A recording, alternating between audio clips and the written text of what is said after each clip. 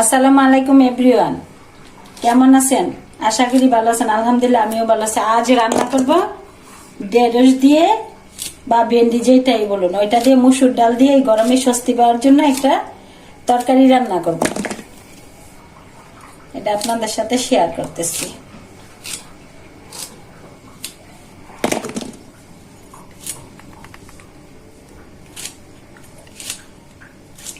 কেটে কুটে নিচ্ছি, পরে রান্নার সময় আপনাদেরকে দেখাবো।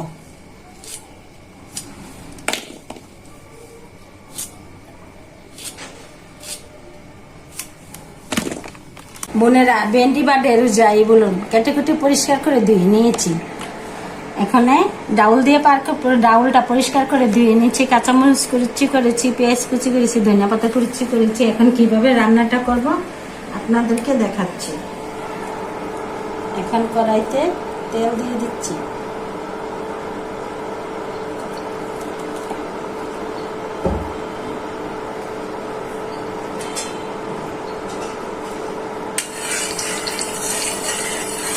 তেলটা ভালো করে গরম হয়ে যায়।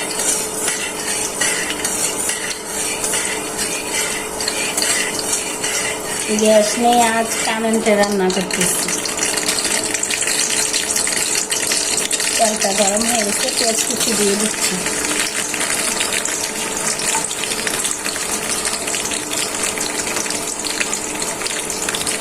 এখন পেঁয়াজটা ভাজা হয়ে যায়।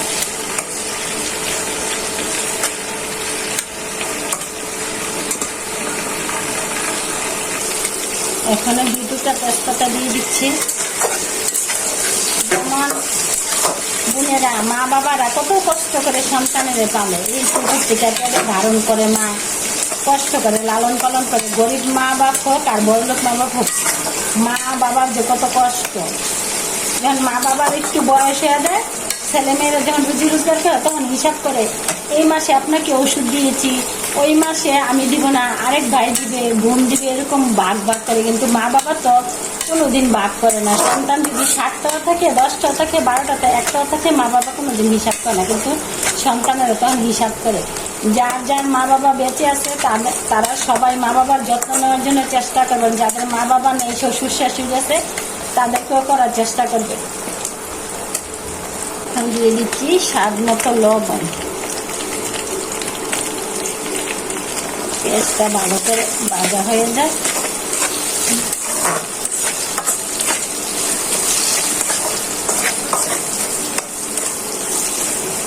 এখন মনে করেন একটু হালকা ভাজা হয়ে গেছে, যেহেতু সাথে ডাল দিব, ভালো করে সিদ্ধ হয়ে যাবে। এখন পরিষ্কার করে ধুয়ে রাখা ডাউলগুলো দিয়ে দিচ্ছি।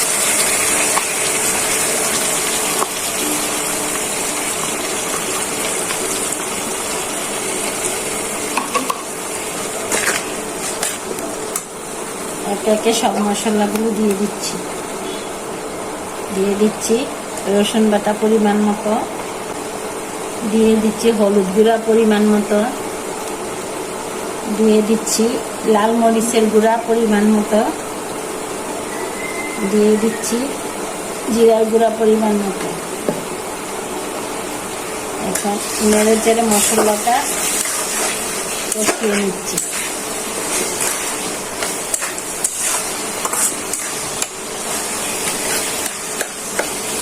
এখন ডালটা কষানো হয়ে গেছে, মশলাটা মাখা মাখা হয়ে গেছে। এখন দিয়ে দিচ্ছি পরিমাণ মতো ঝোল। যেহেতু ডাউল এটা সিদ্ধ হইতে লাগবে, একবারে দিয়ে দিচ্ছি। আর এই ডাউলটা খেতে দিন যা স্বাদ, অনেক মজা লাগে। আর এই গরমের ভিতরে অনেক স্বস্তি আসে ভিতরে এটা খাওয়ার পরে। জোয়ান বুড়া সবাই খেতে পারবে। আমার পরিবারের সকলে এই রান্নাটা পছন্দ করে। এখন একটু ঢেকে দিচ্ছি সিদ্ধ হওয়ার জন্য। দেখি ডাউলটা সিদ্ধ হয়েছে কিনা।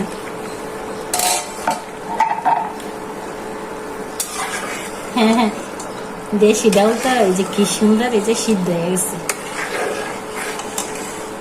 এখন দিয়ে দিই।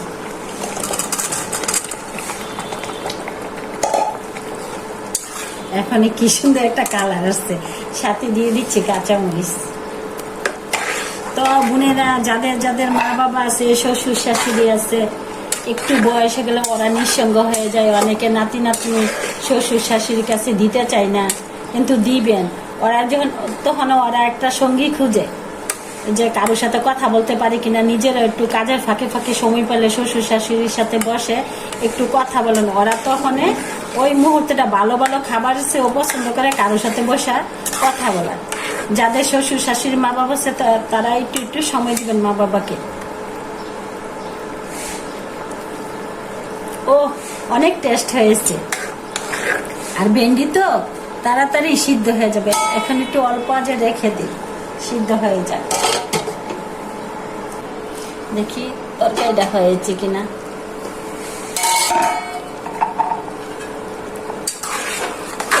কি সুন্দর ভেন্ডিটা, কালারটা কি সুন্দর। হ্যাঁ সিদ্ধ হয়ে গেছে, এখন টেস্ট করে দেখি।